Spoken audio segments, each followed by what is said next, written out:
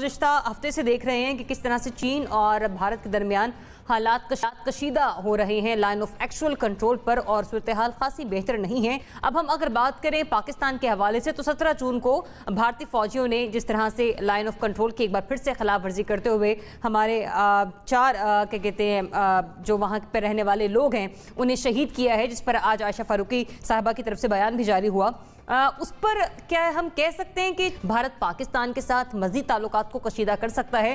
General صاحب، آپ کا تجزیہ کیا ہے اس بارے میں؟ کر سکتا پاکستان پہ اٹیک؟ دیکھیے، فی الحال میرا خیال ہے یہ معاملہ تھوڑا رک گیا۔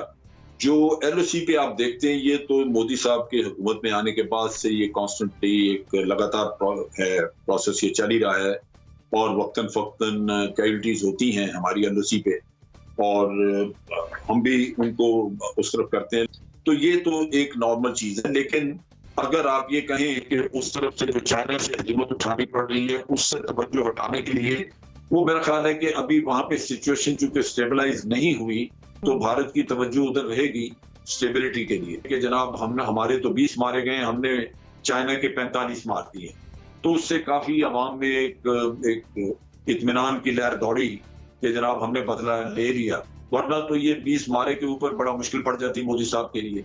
تو تبھی آپ دیکھ رہے ہیں کہ ان کی جو سٹیٹمنٹس ہیں وہ اتنی ایگریسو نہیں ہیں، کیونکہ وہ دوسری طرف کوشش کر رہے ہیں کہ چائنا کے ساتھ کچھ معاملہ ٹھنڈا پڑ جائے، کچھ ادھر اس کے بعد ہو سکتا ہے کہ پھر وہ پاکستان کی طرف کو رجوع کریں۔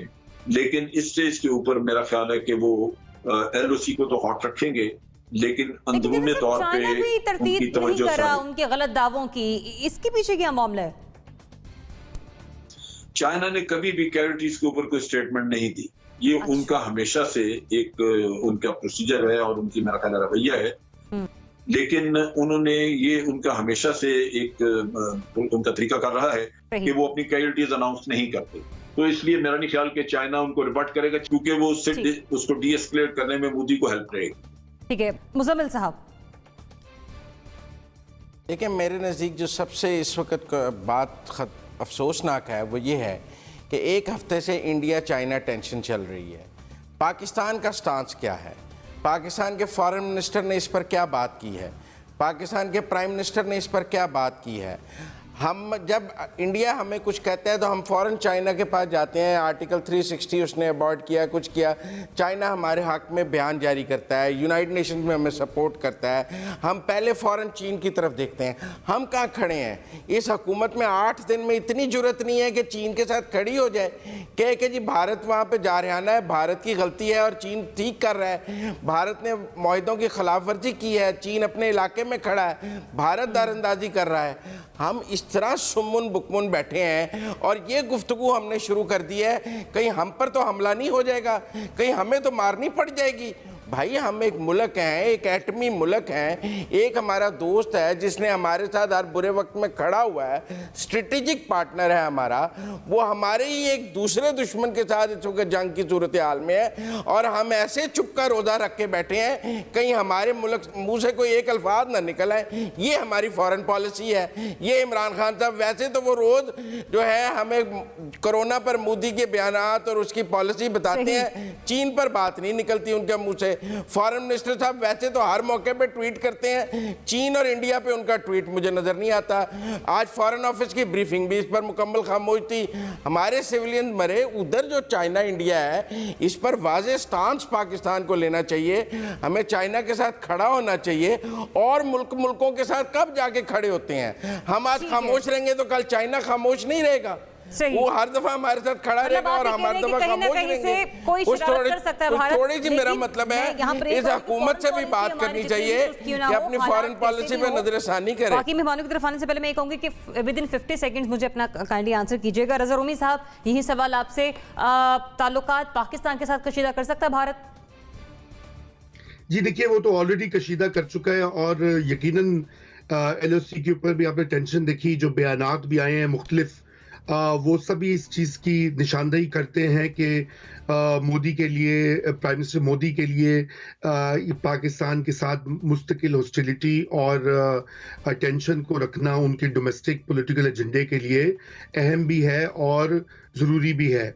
लेकिन क्या अभी इन हालात में, जबकि एक साइड के ऊपर वो चीन के साथ नबर आज़मा हैं और अब वो कोशिश करें कि कुछ मामला ठंडा होकर बातचीत हो, तो दूसरी साइड पे दोनों फ्रंट के ऊपर वो करेंगे? मेरे ख्याल से अभी तो फिलहाल तो नहीं, लेकिन ये कि ये चीज़ चलती रहेगी, क्योंकि ये उनका एक अप्रोच रही है, उनकी एक हिकमत अमली रही है इंडियन गवर्नमेंट की, और ये कोई ऐसा शवाहिद नहीं है कि ये बदल जाए आने वाले महीनों में। सही।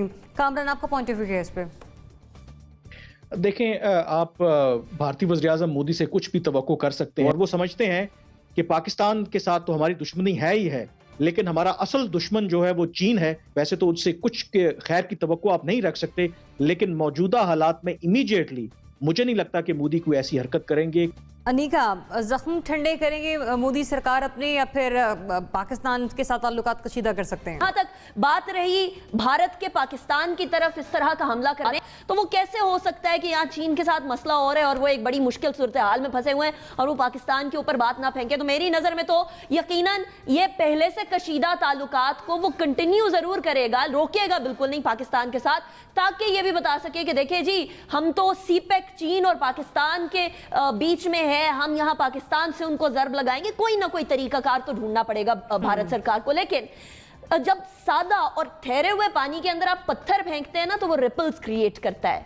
ये जो ठहरा हुआ पानी है, ये हमारा नेबरहुड है जो बड़े पीसफुल तरीके से रहना चाहता है, और ये जो पत्थर है ये भारत है। भारत ने कंप्लीट रीजन को डिस्टेबलाइज